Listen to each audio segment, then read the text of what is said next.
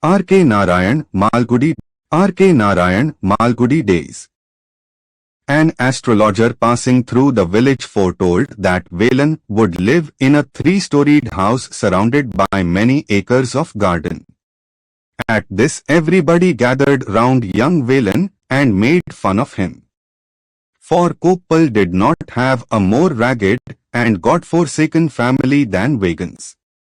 His father had mortgaged every bit of property he had and worked with his whole family on other people's lands in return for a few annas a week. A three-storied house for Velan indeed. But the scoffers would have congratulated the astrologer if they had seen Velan about 30 or 40 years later. He became the sole occupant of Kumar Boy, that palatial house on the outskirts of Malgudi town. When he was 18, Velan left home. His father slapped his face one day for coming late with the midday meal, and he did that in the presence of others in the field. Velan put down the basket, glared at his father and left the place. He just walked out of the village and walked on and on till he came to the town. He starved for a couple of days, begged wherever he could and arrived in Malgudi, where after much knocking about, an old man took him on to assist him in laying out a garden. The garden existed only in the mind of the gardener. What they could see now was acre upon acre of weed-covered land. Velan's main business consisted in destroying all the vegetation he saw. Day after day he sat in the sun and tore up by hand the unwanted plants. And all the jungle gradually disappeared and the land stood as bare as a football field. 3 sides of the land were marked off for an extensive garden, and on the rest was to be built a house. By the time the mangoes had sprouted, they were laying the foundation of the house. About the time the margosa sapling had shot up a couple of yards, the walls were also coming up. The flowers hibiscus, chrysanthemum, jasmine, roses, and canna in the front park suddenly created a wonderland one early summer. Velan had to race with the bricklayers. He was now the chief gardener, the old man he had come to assist having suddenly fallen ill. Velan was proud of his position and responsibility. He keenly watched the progress of the bricklayers and whispered to the plants as he watered them, "Now look sharp, young fellows. The building is going up and up every day. If it is ready and we aren't, we shall be the laughingstock of the town." He heaped manure, aired the roots, trimmed the branches and watered the plants twice a day, and on the whole gave an impression of hustling nature, and nature seemed to respond. For he did present a good-sized garden to his master and his family when they came to occupy the house.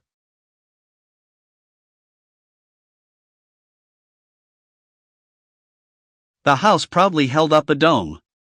Balconies with intricately carved woodwork hung down from the sides of the house, smooth, rounded pillars, deep verandas, checkered marble floors, and spacious halls, ranged one behind another, gave the house such an imposing appearance that Velan asked himself, "Can any mortal live in this? I thought such mansions existed only in Swargaloka." When he saw the kitchen and the dining room he said, "Why, our whole village could be accommodated in this eating place alone." The house builder's assistant told him, "We have built bigger houses, things costing nearly 2 lakhs. What is this house? It has hardly cost your master a lakh of rupees. It is just a little more than an ordinary house, that is all." After returning to his hut, Velan sat a long time trying to grasp the vision, scope and calculations of the builders of the house, but he felt dizzy. He went to the margosa plant, gripped its stem with his fingers and said, "Is this all, you scraggy one? What if you wave your head so high above mine? I can put my fingers around you and shake you up like this. Grow up, little one, grow up. Grow fat." Have a trunk which two pairs of arms can't hug, and go up and spread. Be fit to stand beside this palace, otherwise I will pull you out.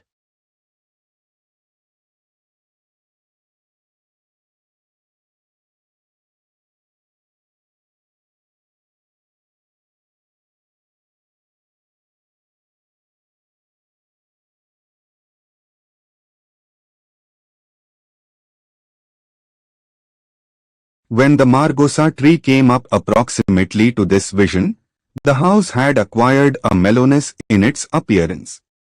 Successive summers and monsoons had robbed the paints on the doors and windows and woodwork of their brightness and the walls of their original color, and had put in their place tints and shades of their own choice. And though the house had lost its resplendence, it had now a more human look. Hundreds of parrots and mynas and unnamed birds lived in the branches of the Margosa, and under its shade the master's great-grandchildren and the younger grandchildren played and quarrelled. The master walked about leaning on a staff.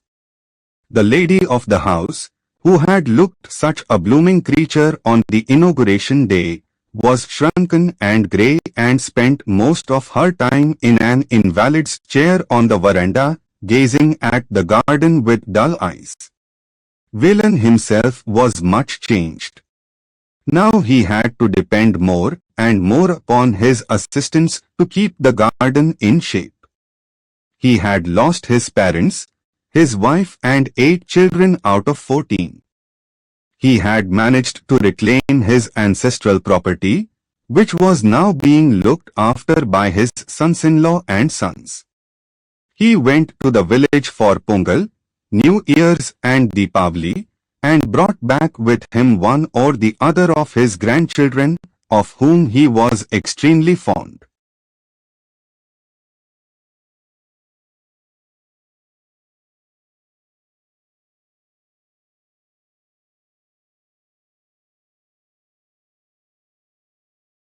Villain was perfectly contented and happy. He demanded nothing more of life. As far as he could see, the people in the big house too seemed to be equally at peace with life. One saw no reason why these good things should not go on and on forever. But death peeped around the corner. From the servants' quarters whispers reached the gardener in his hut that the master was very ill and lay in his room downstairs. The bedroom upstairs, so laboriously planned, had to be abandoned with advancing age. Doctors and visitors were constantly coming and going, and Valen had to be more than ever on guard against flower pluckers. One midnight he was awakened and told that the master was dead. What is to happen to the garden and to me? The sons are no good, he thought at once. And his fears proved to be not entirely groundless. The sons were no good, really. They stayed for a year more, quarrelled among themselves, and went away to live in another house. A year later some other family came in as tenants. The moment they saw Valen they said, "Old gardener, don't be up to any tricks. We know the sort you are. We will sack you if you don't behave yourself." Valen found life intolerable. These people had no regard for a garden. They walked on flower beds, children climbed the fruit trees and plucked unripe fruits, and they dug pits on the garden paths. Valen had no courage to protest. They ordered him about, sent him on errands, made him wash the cow and lectured to him on how to grow a garden. He detested the whole business and often thought of throwing up his work and returning to his village. But the idea was unbearable. He couldn't live away from his plans. Fortune, however, soon favored him. The tenants left. The house was locked up for a few years.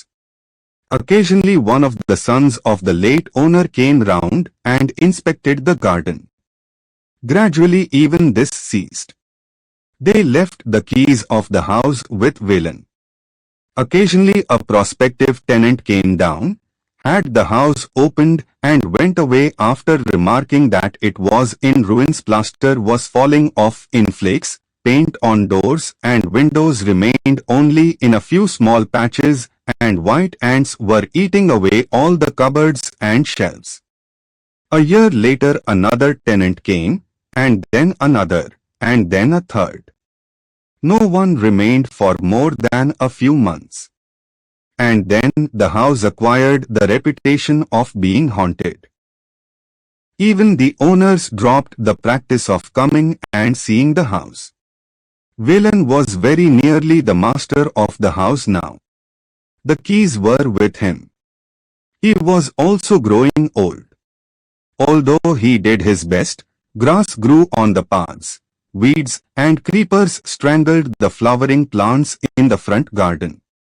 The fruit trees yielded their load punctually. The owners leased out the whole of the fruit garden for 3 years. Valen was too old. His hut was leaky and he had no energy to put up new thatch. So he shifted his residence to the front veranda of the house. It was deep veranda running on 3 sides, paved with checkered marble. The old man saw no reason why he should not live there. He had as good a right as the bats and the rats. When the mood seized him, about once a year, he opened the house and had the floor swept and scrubbed. But gradually he gave up this practice. He was too old to bother about these things. Years and years passed without any change. It came to be known as the ghost house, and people avoided it. Valen found nothing to grumble about in this state of affairs. It suited him excellently. Once a quarter he sent his son to the old family in the town to fetch his wages. There was no reason why this should not have gone on indefinitely. But one day a car sounded its horn angrily at the gate. Valen hobbled up with the keys. "Have you the keys?" "Open the gate," commanded someone in the car. "There is a small side gate," said Valen meekly. "Open the big gate for the car." Valen had to fetch a spade and clear the vegetation which blocked the entrance. The gates opened on rusty hinges, creaking and groaning. They threw open all the doors and windows, went through the house keenly examining every portion and remarked, "Did you notice the crack on the dome? The walls too are cracked. There is no other way.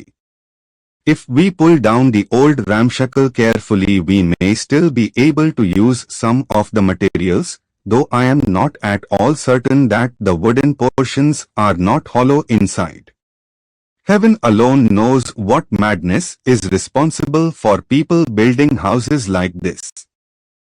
They went round the garden and said, "We have to clear every bit of this jungle. All this will have to go." Some mighty person looked Valen up and down and said, "You are the gardener, I suppose. We have not much use for a garden now. All the trees, except half a dozen on the very boundary of the property, will have to go. We can't afford to waste space. This flower garden, it is old-fashioned and crude, and apart from that the front portion of the site is too valuable to be wasted." A week later one of the sons of his old master came and told Valen, "You will have to go back to your village, old fellow. The house is sold to a company. They are not going to have a garden. They are cutting down even the fruit trees. They are offering compensation to the leaseholder. They are wiping out the garden and pulling down even the building. They are going to build small houses by the score without leaving space even for a blade of grass. There was much bustle and activity, much coming and going, and Valen retired to his old hut. When he felt tired he lay down and slept. At other times he went round the garden and stood gazing at his plants. He was given a fortnight's notice. Every moment of it seemed to him precious, and he would have stayed till the last second with his plants but for the sound of an axe which stirred him out of his afternoon nap 2 days after he was given notice. The dull noise of a blade meeting a tough surface reached his ears. He got up and rushed out. He saw 4 men hacking the massive trunk of the old margosa tree. He let out a scream, "Stop that!" He took his staff and rushed at those who were hacking. They easily avoided the blow he aimed. "What is the matter?" they asked. Valen wept. "This is my child. I planted it. I saw it grow. I loved it. Don't cut it down." "But it is the company's orders. What can we do? We shall be dismissed if we don't obey, and someone else will do it." Valen stood thinking for a while and said, "Will you at least do me this good turn? Give me a little time. I will bundle up my clothes and go away. After I am gone, do what you like." They laid down their axes and waited. Presently Valen came out of his hut with a bundle on his head. He looked at the tricketers and said, "You are very kind to an old man. You are very kind to wait." He looked at the margosa and wiped his eyes. "Brother, don't start cutting till I am really gone far, fat away." The tricketers squatted on the ground and watched the old man go. Nearly half an hour later his voice came from a distance, half indistinctly, "Don't cut yet. I am still within hearing. Please wait till I am gone farther."